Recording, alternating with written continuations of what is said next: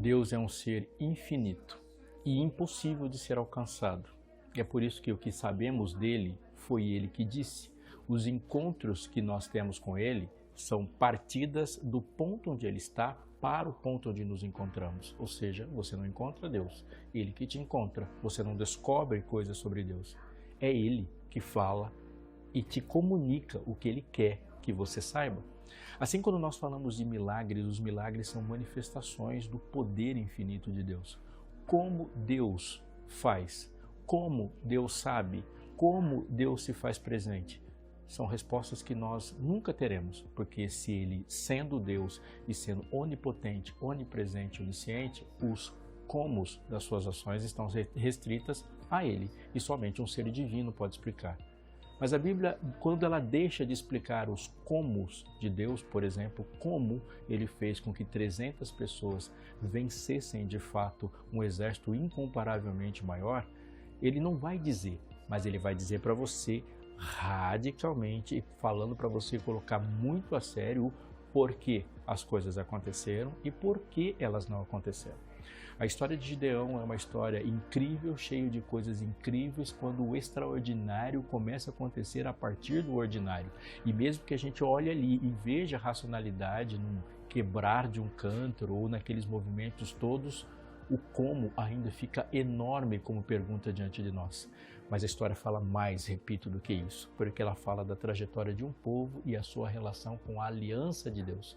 A mesma aliança, nas mesmas bases de uma relação de um ser que salva, de um Criador com uma criatura que precisa ser salva. Portanto, nós estamos nessa história e o porquê chega até você até hoje, e é nesses porquês que precisamos mergulhar. Então, amigo, não saia daí. Está só começando o Fé para Hoje. Seja aqui na TV ou seja na rádio, é proporcionar para você a capacidade, a possibilidade de, na sua casa, na sua comunhão pessoal, se desenvolver no grande potencial que você tem na relação com Deus de conhecê-lo profundamente.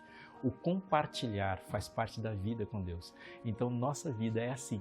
Por exemplo, nós vivemos e falamos muito aqui sobre os anjos da esperança. Eles possibilitam coisas que acontecem aqui.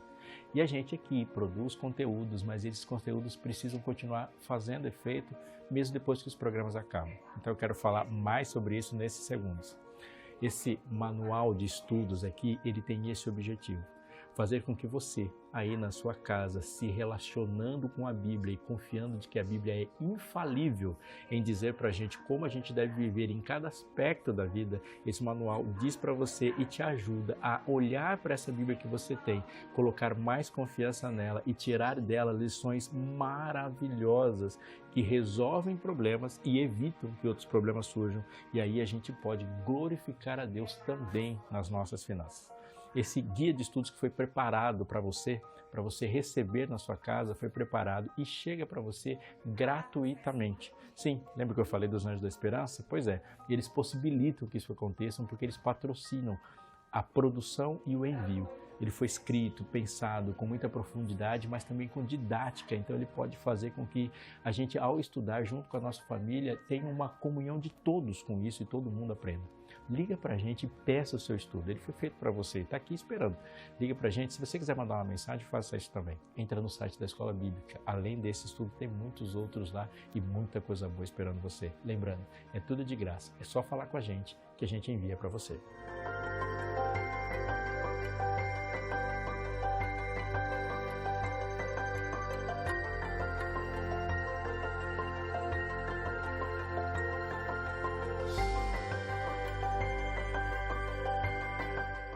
A história de Gideão, seus 300, é uma história entre histórias. E lê-la dessa forma, entendê-la como uma história no meio de muitas histórias e naquilo que eu posso chamar, e gosto de chamar assim, de arco redentivo, ela está dentro de um plano de redenção, ela está dentro de um contexto amplo. Olhando para ela dessa forma, nos dá uma compreensão mais profunda do jeito que Deus quer que nós compreendamos. A história está no livro de Juízes, e ela, junto com a história de Sansão, é a história que mais tem versículos. São 100 versículos falando dessa história. Deus fala 10 vezes com Gideão durante essa história, portanto ela tem seus recordes lá. É a história com maior quantidade de versículos, é uma história onde Deus mais fala com aquele seu chamado, aquele seu homem que Deus chamou para interferir e para agir através dele. E é uma história de muitas lições, mas anote isso. Essa é uma história sobre uma aliança. E é nesses termos que precisamos compreender essa história. Mais do que heroísmo, mais do que as virtudes de um homem comum, nós estamos falando de um Deus que age a partir de um Deus da aliança. E por que eu estou dizendo isso? Porque é muito popular neste nosso tempo pensar em Deus somente como Deus das nossas promessas. Um Deus de promessa. Mas pensa um pouquinho sobre o que é uma promessa. Uma promessa é uma coisa que eu faço para você. Prometi e agora você espera que eu cumpra. Uma aliança não é assim. A aliança é a marca de um relacionamento, porque é possível prometer sem se relacionar. Aqui no nosso país a gente pode usar um exemplo assim, de pessoas que em algum momento, por exemplo, precisando da sua aprovação, vão fazer uma porção de promessas porque simplesmente querem o seu voto, querem a sua legitimação, mas não há necessariamente um relacionamento com você. Deus não é assim. Uma aliança é uma aliança que envolve duas partes. Essas partes não são iguais. E nos termos da aliança só existe uma pessoa colocando as condições para que as coisas e as partes da aliança aconteçam. Isso tem que ser enfatizado e você precisa procurar isso nas suas meditações, a encontrar verdades para você no texto bíblico, porque é dele que fala. Eu vou dar 2 exemplos. O que Adão fala para Deus sobre os termos do seu relacionamento no Éden. E a resposta é nada. Adão não senta junto com Deus do lado do outro da mesa e eles discutem quais serão os termos do acordo ou do pacto do relacionamento entre eles. Deus coloca para Adão todos os termos. Assim, quando você vai para o Sinai, o homem não sobe ao Sinai e espera de Deus alguma proposta onde Deus escreve 5 dos mandamentos e o homem escreve os outros 5. Isso é inconcebível na Bíblia. Todos os mandamentos foram dados por uma das partes apenas da aliança. A nossa parte consiste em, primeiramente, obedecer e confiar. Deus disse para Abraão, anda na minha presença e ser perfeito.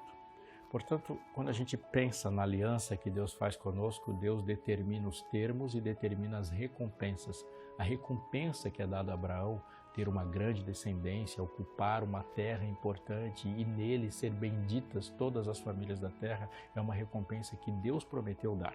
Abraão tem que fazer o quê? Obedecer. Mas, confirmando, não se iluda, mesmo que todos os termos da aliança sejam construídos por uma parte só, uma aliança é feita entre 2 partes. Por que nós não escrevemos os termos da aliança? Porque nós somos a parte do ser que é criado na aliança. Nós somos aquele que não determina os nossos próprios propósitos, mas Deus determina os propósitos.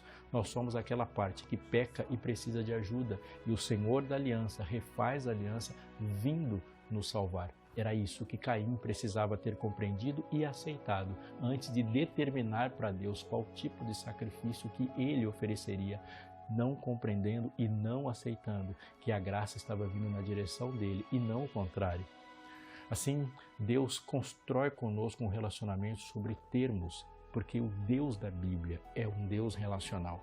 E o relacionamento se aprofunda em intimidade conforme nós entendemos e nos defrontamos com um Deus que se faz conhecer. E quanto mais o conhecemos, mais confiamos nele, mais desfrutamos da sua presença e melhor vivemos o nosso propósito de proclamá-lo para as outras pessoas. Assim, olhando para o texto, ele começa assim, em Juízes capítulo 6. Fizeram os filhos de Israel o que era mal perante o Senhor. Por isso, o Senhor os entregou nas mãos dos midianitas por 7 anos. Uma guerra, ela é sempre o fracasso de alguma coisa. Nós podemos dizer na área das ciências humanas uma frase clássica dizendo assim, uma guerra é um fracasso da política. Sim, pensando que política é a arte da negociação, da gestão do coletivo, é o processo de colocar muitas pessoas no mesmo lugar e gerenciar todos os egos. Política envolve negociar, falar, saber controlar a tensão entre as partes. Quando a política fracassa, os conflitos começam, porque uma guerra não é uma negociação, A guerra não é um diálogo. A guerra é o mais forte que vencerá o mais fraco, o melhor, o mais preparado, o mais inteligente. Portanto, uma guerra sempre decorre do fracasso de alguma negociação. Isso é real. Real também quando a gente fala de tentação, provação e na luta.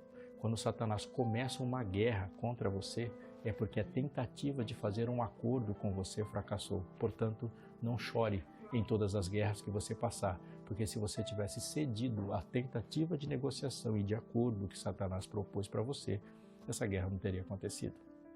Mas nem todas as guerras que passamos são guerras imprevisíveis. Nem todas as lutas são lutas imprevisíveis, e aqui está uma grande diferença entre tentação e provação. A tentação, ela é um avanço de Satanás para nos gerar pecado.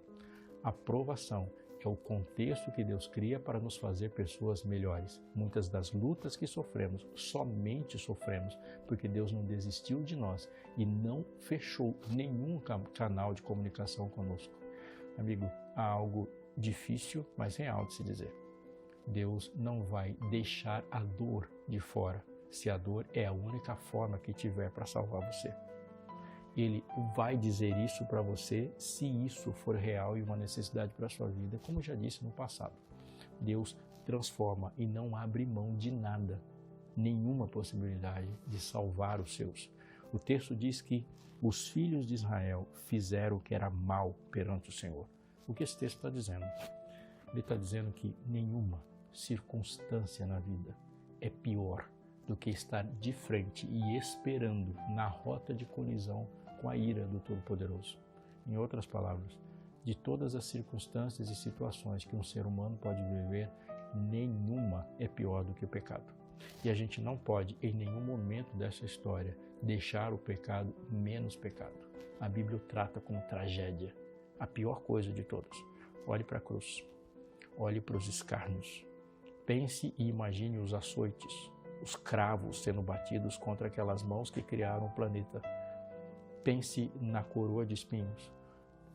Olhe para a cruz e imagine aquela subida para o Calvário, aquela trave de 50 quilos sobre os ombros, o suar sangue, a angústia. Se Jesus, por tudo aquilo, fez tudo aquilo para vencer o pecado, é porque, obviamente, pecado para ele não é uma brincadeira. Pecado é a pior coisa, a pior situação de todas que alguém pode viver. Quando a Bíblia diz isso de Gênesis 3 até Apocalipse 19 para a gente o tempo todo, a gente vai compreender uma coisa nesse texto. O maior inimigo do povo de Israel não era o povo de Midian. Nunca foi.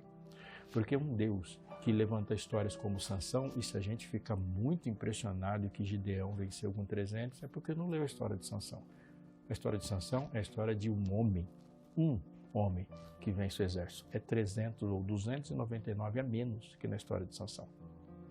Quando a gente olha a história de um povo que nasceu no Egito, que só cresceu sobre açoites e ordens, um povo escravizado e que sai inteiramente de um país migrando para outro a pé, e o mar abre na frente deles, o pão cai do céu, há uma coluna de fogo que ilumina a noite toda e outra coluna de nuvens que dá refresco para eles durante o dia. Suas sandálias não gastam, suas roupas não se consomem, água sai da rocha.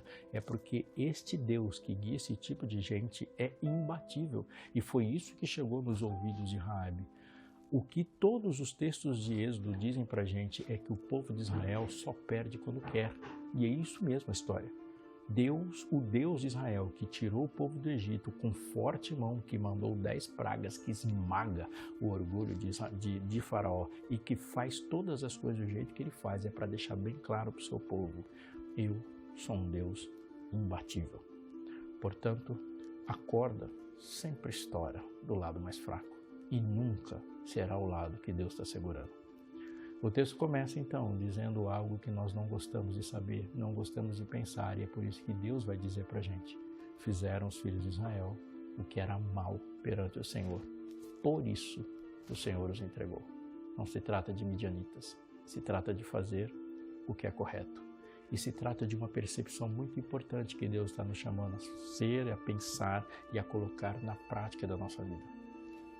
Os filhos de Israel não fizeram o que era mal perante os midianitas. Eles não fizeram o que era mal perante os filisteus, os amorreus, os jebuseus ou todos aqueles povos que conviveram na terra de Canaã. Os filhos de Israel fizeram o que era mal perante o Senhor. Há uma pessoa com um critério de justiça, um definidor sobre o que é bom e o que é mal. Ele tem sido ofendido. E onde está, muitas vezes, a razão da tragédia, o começo da guerra e da aflição de uma história que poderia não ter acontecido? Quando a nossa ideia de fazer o que era mal está condicionada à nossa percepção do que era mal. Durante 7 anos eles estão fazendo mal perante o Senhor e estão clamando por uma libertação de um inimigo, estão clamando porque estão com sede, estão clamando porque estão com fome, estão clamando porque estão aprisionados e os seus filhos estão sendo colocados para a calamidade, mas não estão clamando por um coração novo. Eles fazem o que é mal perante o Senhor, mas estão imaginando o que é fazer o que é mal e o que é mal perante a colheita, o que é mal da perspectiva econômica, o que é mal da perspectiva cultural. Quando eu volto para o livro de Gênesis, há uma coisa muito importante sendo dita na relação da aliança que Deus fez com Adão e com Adão para toda a humanidade.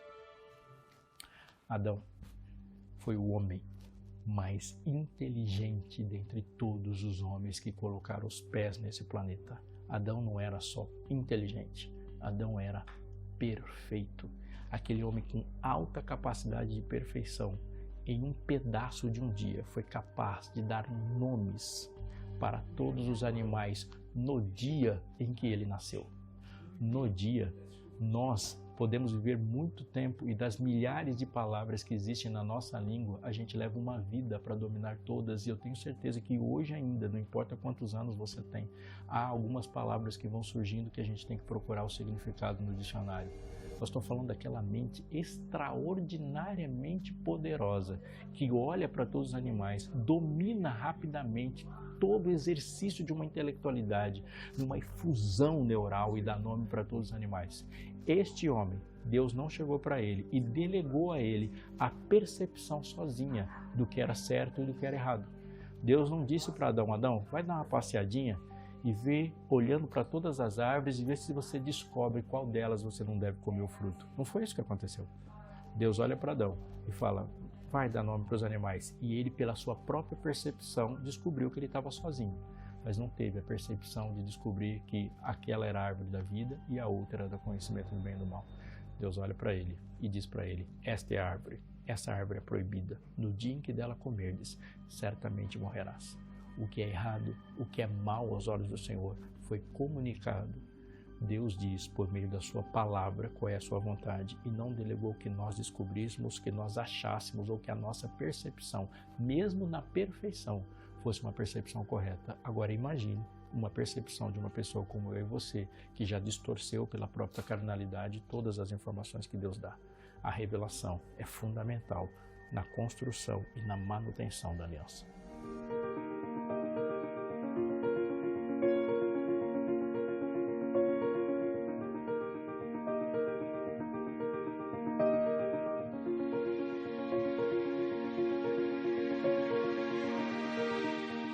Fizeram os filhos de Israel o que era mal perante o Senhor, e por isso o Senhor os entregou na mão dos midianitas por 7 anos. Aperta o botão de voltar e volte bastante nesse filme lá para o livro de Gênesis. Capítulo 25 começa assim. Desposou Abraão outra mulher, chamava-se Quetura. Ela lhe deu à luz a Zinrã, Joksã, Medã e, olha quem aparece, Midian, Isbaque e Suã. Quem é Midian? O pai dos midianitas. Quem é o avô dos midianitas? O mesmo dos israelitas. Sim, Abraão gerou Isaque, que gerou Jacó, que gerou todos os filhos de Israel. Abraão gerou Midian, que gerou todos os filhos de Midian. E agora midianitas e israelitas estão em combate, onde os midianitas estão em enorme vantagem. Mas se você olhar um pouco mais para a Bíblia, você vai perceber que isso não é tão incomum, porque nós vamos e podemos falar dos ismaelitas, como podemos falar de muitos outros descendentes, cuja descendência gerou enormes problemas no confronto com Israel. O que esse texto nos diz?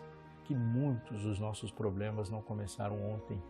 E muitos dos nossos problemas começaram quando nós olhamos para eles e percebemos, usamos a nossa percepção e na nossa percepção nada dentro de nós indicava que aquilo seria um problema. Não há nenhuma menção no texto sobre um pecado daquele homem, que é o homem da promessa, a quem a promessa de uma descendência que é dada, onde Deus confirma uma descendência. Qual é o texto dentro do contexto de Gênesis 25, onde Deus condena e há uma frase dizendo sobre o pecado de Abraão? Nenhum.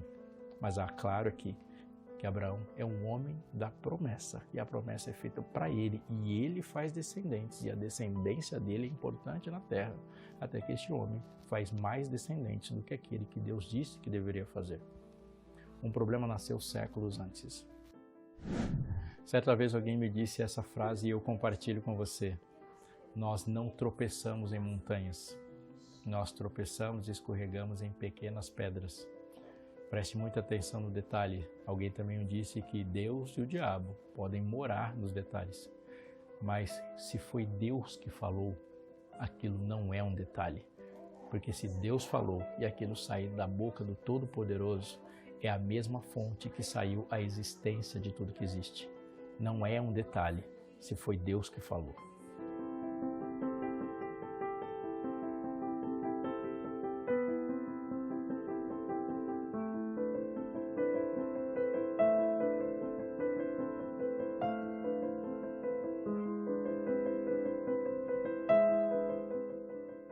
No livro de Juízes, capítulo 6, verso 13, no meio da conversa que Deus tem com Gideão, há uma resposta de Gideão que começa assim: Ai, Senhor meu, se o Senhor é conosco, por que nos sobreveio tudo isso? E o que é feito de todas as suas maravilhas que nossos pais nos contaram, dizendo, não nos fez o Senhor subir do Egito? Porém, agora o Senhor nos desamparou e nos entregou na mão dos midianitas. Qual é a percepção de Gideão da sua própria tragédia no começo da conversa? Ele está onde está, fazendo o que está fazendo, sofrendo todos os sofrimentos que está sofrendo, e a causa que ele diagnosticou de tudo isso é: Deus nos desamparou. De alguma forma, o diagnóstico que Gideão apresenta diante de Deus da sua percepção do sofrimento, ele é parcialmente correto, portanto, totalmente errado. Porque ele crê que Deus é poderoso. Ele crê que o Deus que fez as maravilhas lá no Egito é um Deus que não perderia para midianitas. Ele sabe, e ele diz uma frase que Marta disse, que Maria disse, que eu já disse, e é possível que alguém neste momento da história, neste segundo, esteja falando: se Deus estivesse aqui, meu irmão não teria morrido. Se Deus tivesse agido, isso não estaria acontecendo. Portanto, se a tragédia chegou, é porque Deus não apareceu. Portanto, a responsabilidade de tudo que está acontecendo de errado é do Deus que poderia evitar tudo que está acontecendo de errado. Essa é a perspectiva de Gideão, e ele deixa isso bem claro no texto quando ele fala: o Senhor nos desamparou, o Senhor nos entregou na mão dos midianitas. Agora tem a resposta de Deus, mas a resposta de Deus é anterior até a pergunta de Gideão. Se você voltar alguns versículos do texto, vai ver a fala de Deus, e lá está escrito assim: e disse, verso 10 de Juízes 6, eu sou o Senhor vosso Deus, e não temais os deuses dos amorreus em cuja terra habitais, contudo, não destes ouvidos à minha voz. O diagnóstico de Deus difere do Gideão. Ele disse assim: você está assim porque você não quis ouvir a minha voz. Gideão diz: nós estamos aqui assim porque o Senhor nos desamparou. Mas o que é percebido como desamparo, na verdade, já é um processo de Deus de restauração. Gideão não faz ideia do que é de fato um desamparo. Porque se os midianitas estão ali cercando ele e dando uma percepção da condição da sua realidade, é porque Deus está agindo por meio dos midianitas para que eles sejam salvos. Sim, amigo, Deus não nos abandona. E nem todas as nossas cicatrizes são causadas pelos nossos inimigos.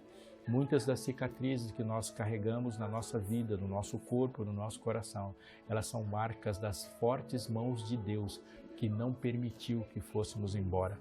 Isso é uma realidade. Gideão pergunta: cadê o Deus dos nossos pais? Mas ao falar dos seus pais, a história chama-nos a atenção por uma coisa muito importante no texto.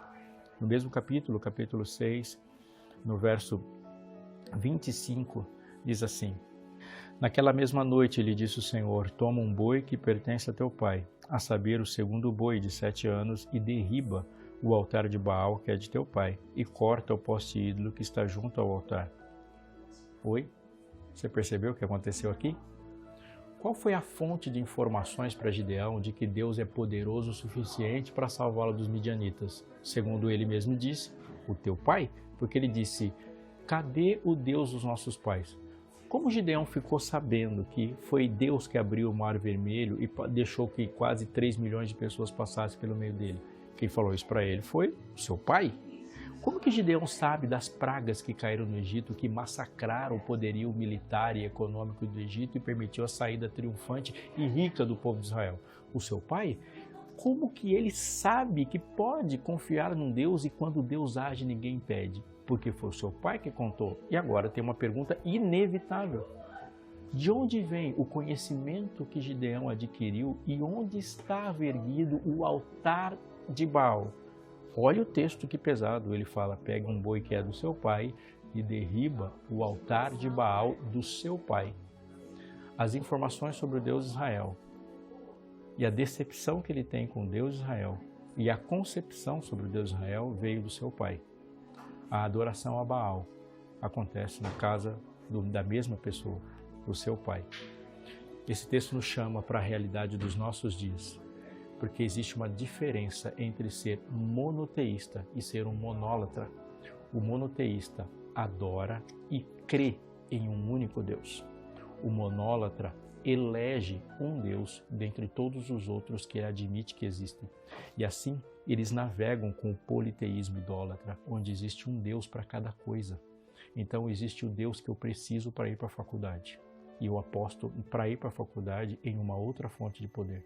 E quando eu estou precisando de dinheiro, eu aposto em uma outra coisa, em um outro Deus, e coloco na frente de Deus, fazendo um ídolo, outra coisa. Há os deuses que eu sigo que determinam a maneira como eu vivo o meu namoro, o meu relacionamento, o meu casamento, minha sexualidade. Isso é uma frase do mundo. E aí, quando tudo isso dá errado, há um outro Deus que as pessoas colocaram e a especialidade dele é governar e nos socorrer das nossas encrencas. Enquanto todos os deuses fizeram as encrencas, se escolhe um Deus Israel para socorrer das encrencas. Esse politeísmo de hoje não se difere do politeísmo da antiguidade. O que Deus disse para Gideão é: essa guerra não precisava ter existido, mas você vai ser um vencedor quando você tem coragem. Muito antes de enfrentar os midianitas, você precisa ter coragem de me eleger como aquele que determina o seu projeto, que determina as suas coisas, que determina os seus planos, antes de apenas ser alguém que te socorre. Coragem para obedecer. A grande história de Gideão não é a coragem diante de milhares de inimigos, mas é a coragem de obedecer ao único.